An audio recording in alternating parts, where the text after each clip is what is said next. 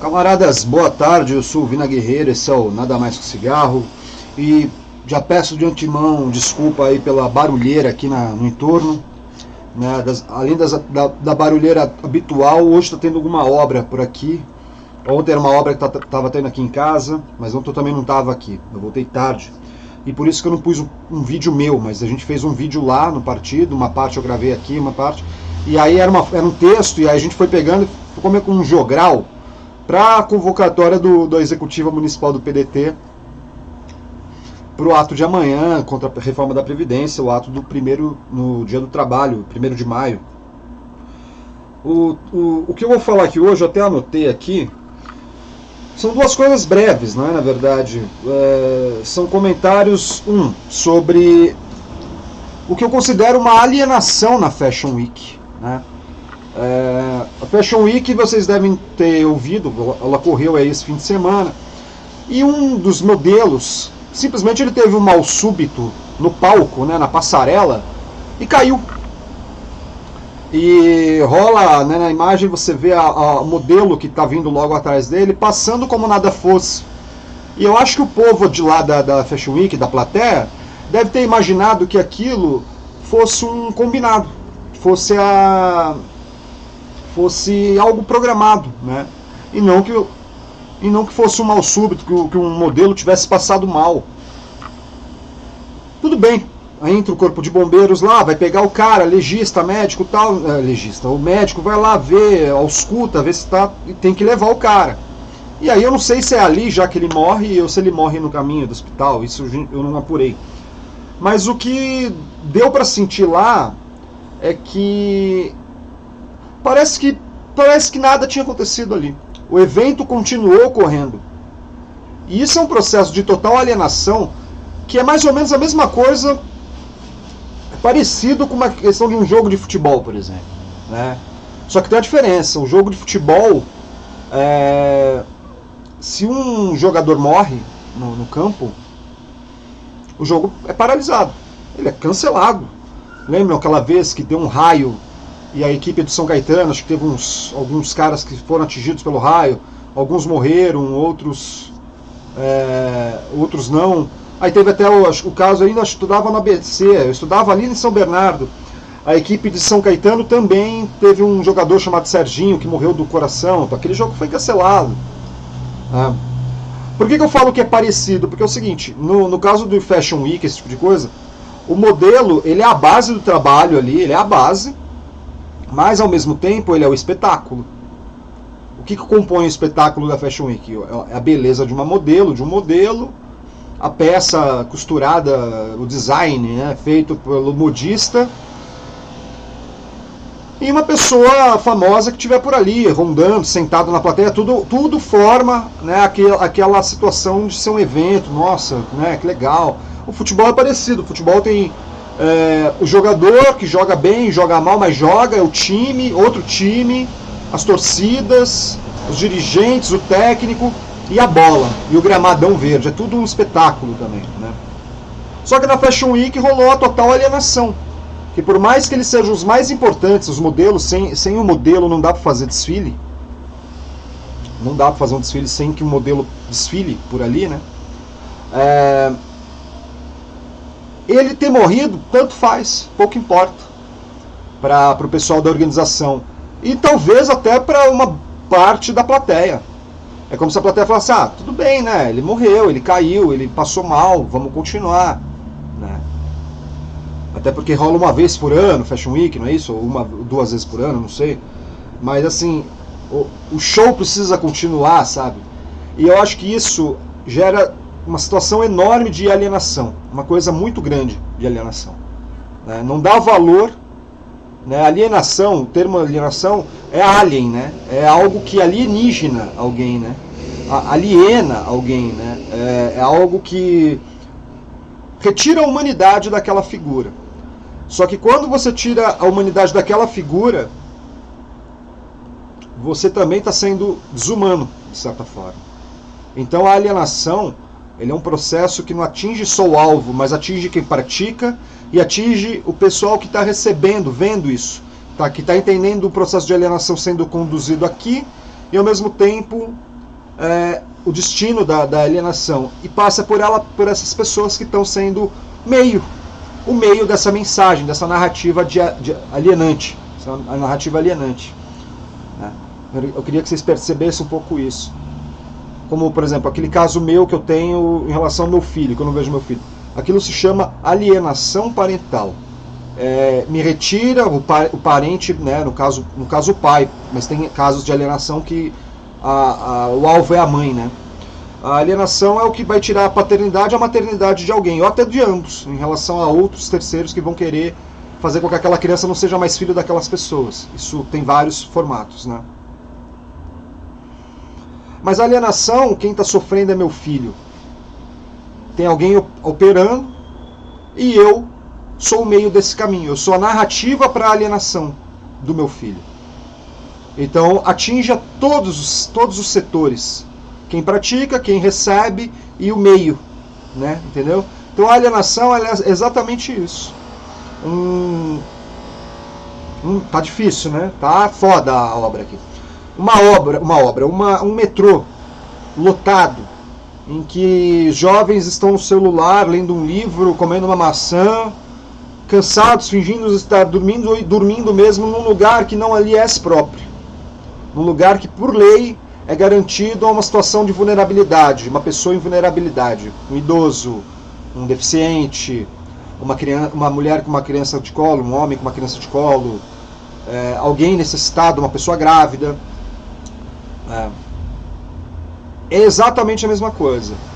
A pessoa que está sentada ali não consegue compreender empaticamente que ali é um ser humano precarizado, que precisa sentar ali, porque é melhor para o conforto da viagem da pessoa ser menos desgastante, né, para que o trajeto seja menos desgastante, gerar um conforto, garantido em lei.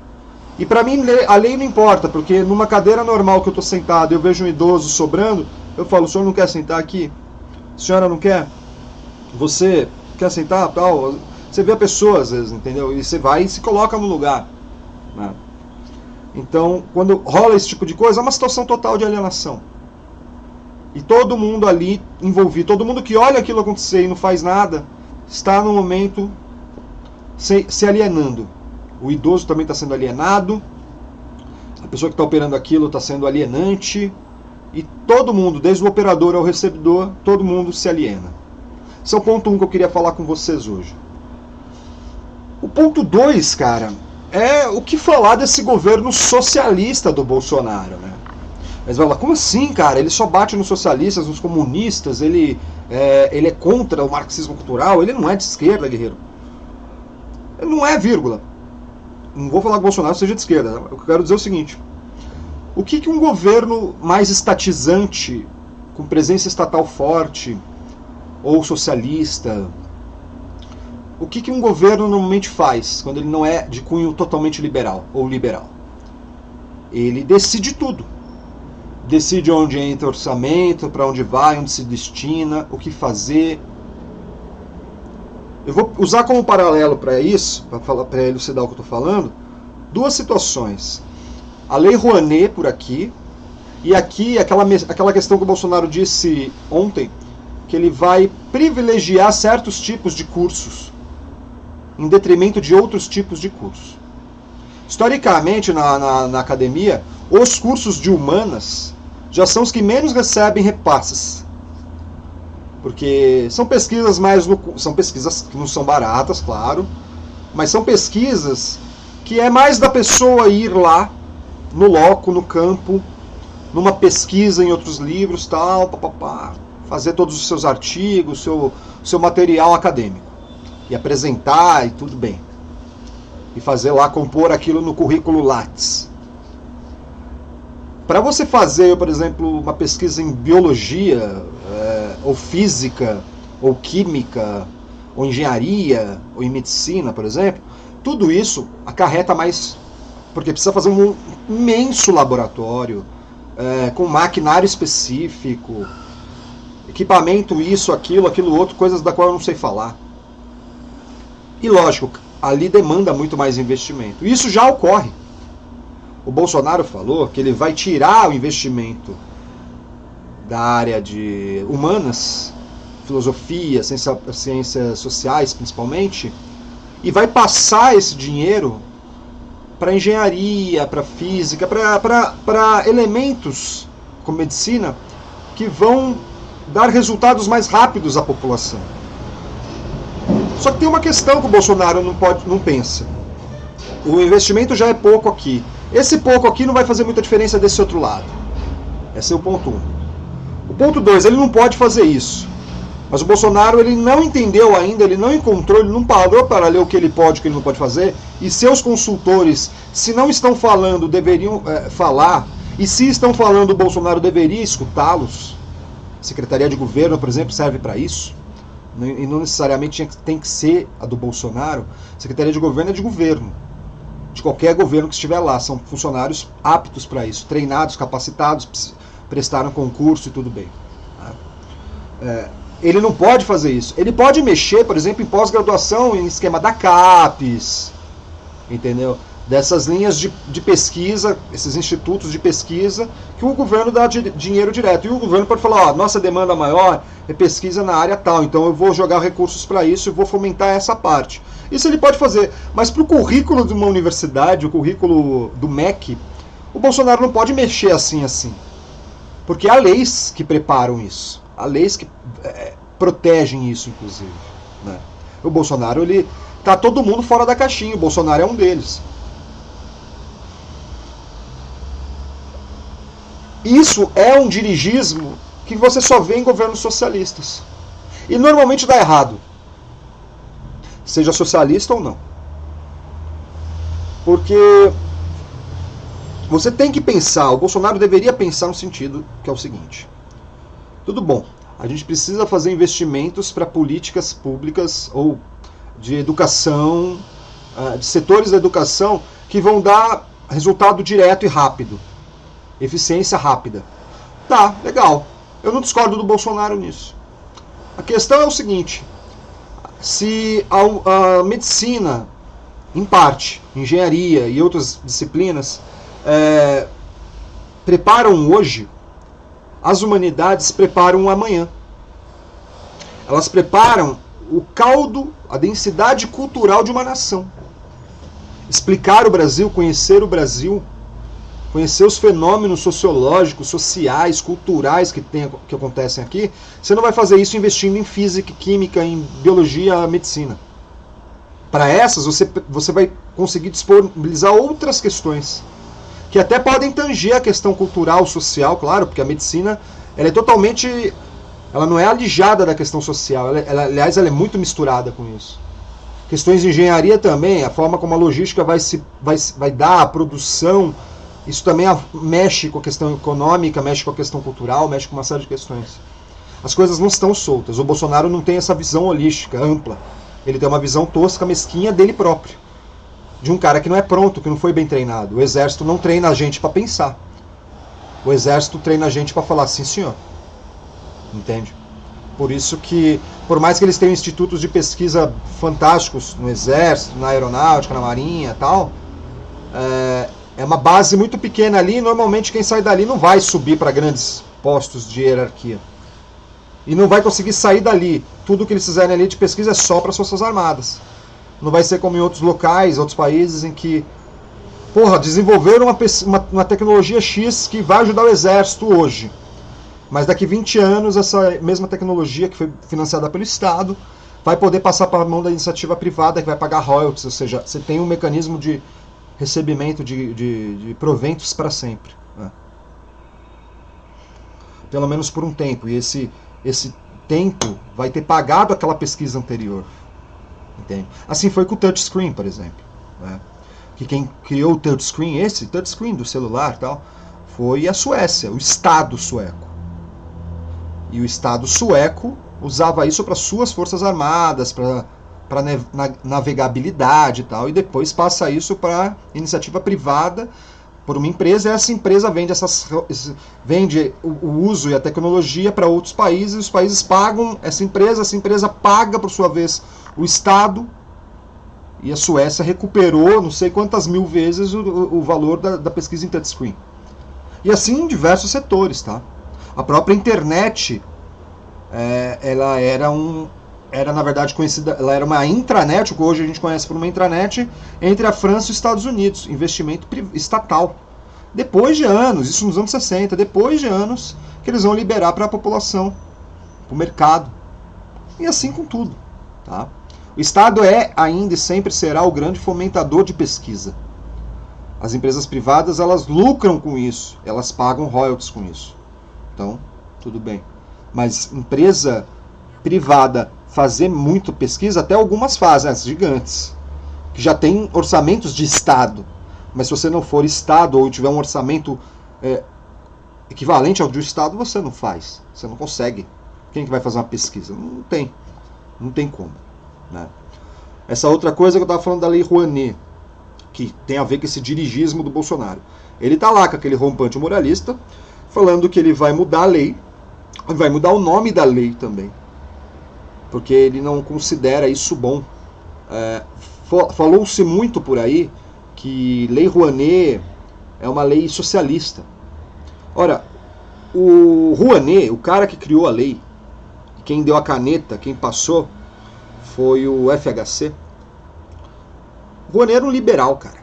Ele era um produtor cultural, um cara dessa área de cultura, mas ligado ao mercado. E se você parar para pensar, Hollywood não nasceu pronta, precisou de investimento. Também do Estado, autorizações estatais da Califórnia, do governo dos Estados Unidos. Todo mundo, todo lugar onde você vai fazer um setor, um nicho, você precisa de muita ajuda, muito apoio, subsídio, isenção, uma série de coisas do Estado. Até aquilo pegar corpo e começar a caminhar pelas próprias pernas. A Lei Rouanet, em seu princípio, era um pensamento para isso. Para que a gente conseguisse ter polos de cultura em cada setor cultural. Para que depois esses polos pudessem caminhar sozinhos. E aí, então, a Lei Rouanet só se manteria nas questões de cultura. Tá difícil. Hoje não é dia de fazer vídeo, pelo visto. A Rouanet manteria só a cultura que está morrendo. A cultura de um pescador ribeirinho que criou uma forma de trama, de rede e tal, que é uma coisa que sim, a gente tem que louvar, porque é a nossa cultura tal.